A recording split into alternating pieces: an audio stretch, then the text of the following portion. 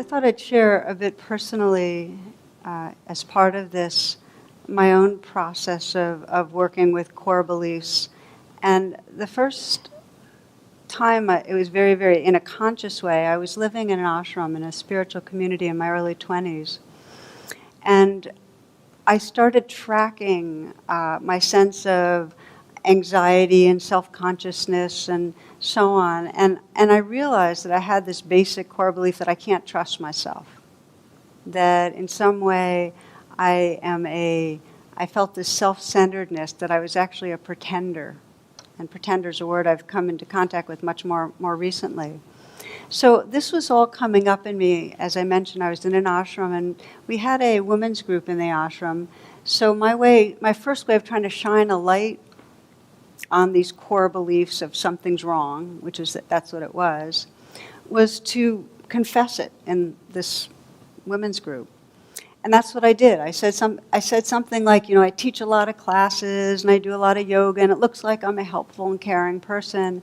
And that may be true in some ways, but it's also a front, because what I'm covering up, this is what I don't want anyone to see, is how selfish I am and how judgmental and how I'm competing and always trying to look great.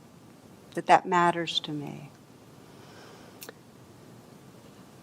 What I want to say to you is that I put that out there, and something in me must have dissociated, because I have no idea what anybody said. I'm sure they were pleasant and kind, but I was so exposed and raw and filled with shame that I must have dissociated, because all I remember is going back to my room, getting into fetal position and just sobbing and sobbing, just totally full of the sense of my own bad personhood. And at some point, I got in touch with part of the cluster of the belief was I'm bad, and therefore I'll be rejected, and therefore I'll be separate from everyone. And then there was this grieving that started happening, and I realized, wow, what a painful way to go through life. Like, how many life moments have I lost? Moments I could have been enjoying a sunset or connecting with someone or just feeling just alive, to the sense of something's wrong, I'm going to be found out and rejected. So that then the grieving turned to a real sense of compassion. Like, oh, how sad. I got really quiet, and as I mentioned, I was in an ashram and I had a little altar, so I sat really still. After you grieve, there's a very tender quietness. And I started witnessing my life through a different kind of vantage point. And I started seeing that self-character that was so busy trying to prove herself, trying to make up for the deficit of being not good. And all the different ways, how hard I was trying.